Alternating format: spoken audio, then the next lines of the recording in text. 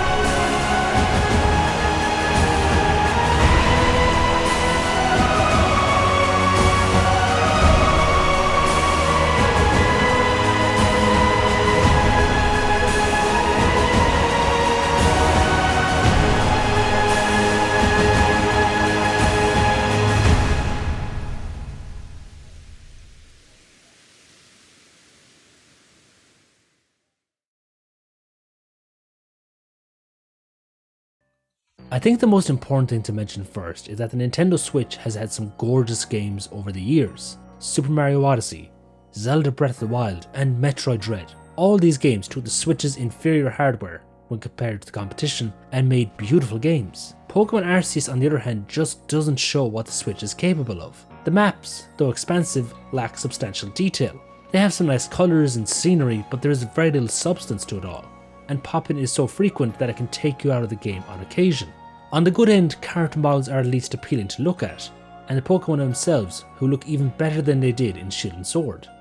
There's a greater emphasis on catching and training Pokemon, bringing new life to the franchise, and attack animations have been given a revamp. There have been so many great additions to the formula that the negatives barely played a factor in my playtime.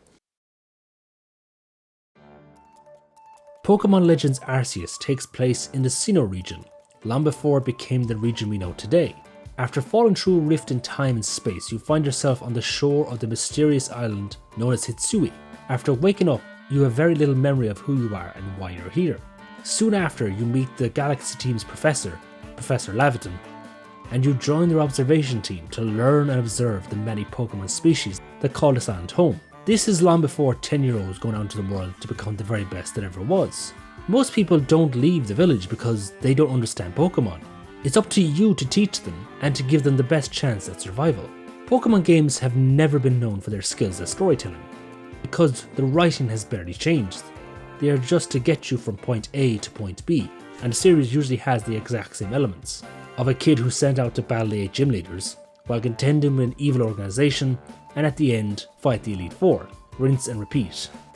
The series sometimes strayed from this formula, but usually stuck to it, and most characters were blank slates with very little to differentiate them. In Arceus, things are way more diverse. Characters feel like real people.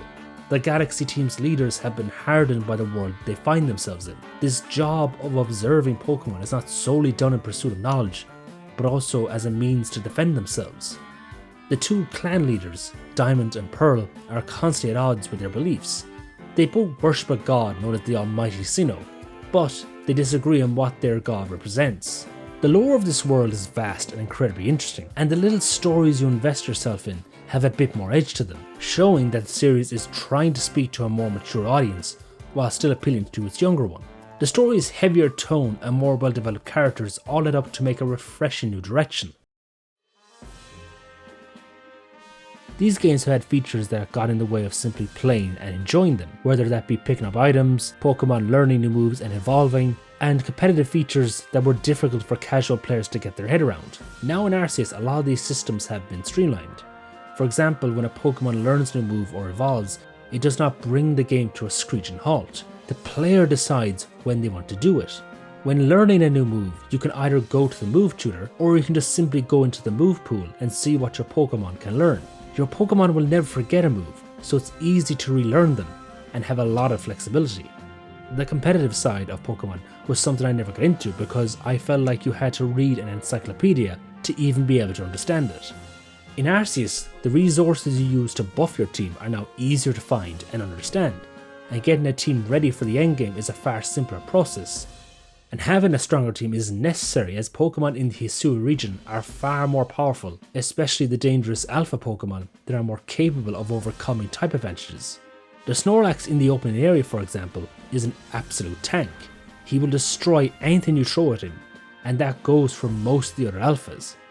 Your Pokemon aren't the only ones at risk, however. Your trainer can be attacked, emphasizing a more careful approach using the tall grass in the environment and the tools at your disposal, like berries and smoke bombs. The stealth approach may seem very simplistic, but does give you more options than simply battling and catching. But when stealth is no longer an option, the battle mechanics have seen some minor changes, with the addition of agile and strong stances for attacks. Agile stances have the chance to allow you to attack twice in the same turn, but the attack is weaker. But a stronger stance is where you sacrifice a turn in return for a stronger attack. Agile and strong stances aren't a massive shake-up to the battle formula, but it can make fights a little more difficult and is basically a necessity when fighting alpha Pokemon. Pokemon games aren't the most challenging games out there, but these new stances, Pokemon that can and will get up on you, boss fights that test more than just your skills, and the fact that most battles offer a fair level of challenge has made this entry not your typical walk in the park. Previously the Pokédex was pushed to the side to make room for the pursuit of becoming the best there ever was. But now the Pokédex has been given a greater emphasis in the core design and gameplay. But you will have to do more than just simply catching and seeing every Pokemon, however. You may need to watch them do a certain move, defeat them with a certain move, catch them without being caught, or even evolve them. These extra objectives always give you so much more to do, and the loop of going into a new area while documenting the Pokemon that call it home, performing different tasks to complete an entry, and then turning in your progress to boost your rank had me playing for hours because you always feel like you're progressing. Like Monster Hunter, Arceus does not have one open area, but many, each with their own biomes and Pokemon. These new maps are too big to simply walk around in, however. To traverse these maps, you are given a number of mounts that you can unlock. These mounts can make traversal a breeze and make returning to old maps rewarding. From time to time, massive space rifts will open around these maps. These can offer the ability to catch powerful and rare Pokemon, as well as items that can be sold in shops, but with the added challenge that Pokemon in these areas are incredibly powerful. Pokemon Arceus has proven that Game Freak is willing to take risks. Last year's Diamond and Pearl remakes was when I seriously considered never buying another game in the series. These were games that spoke to an older audience, and to just get such a basic remake showed that Pokemon was afraid from straying too far from the creative formula. But with Arceus, Game Freak has shown that they want to stray from this formula. They want to speak to an older audience. Or maybe Game Freak will ditch it at the first chance they get. They are known for ditching new ideas really quickly.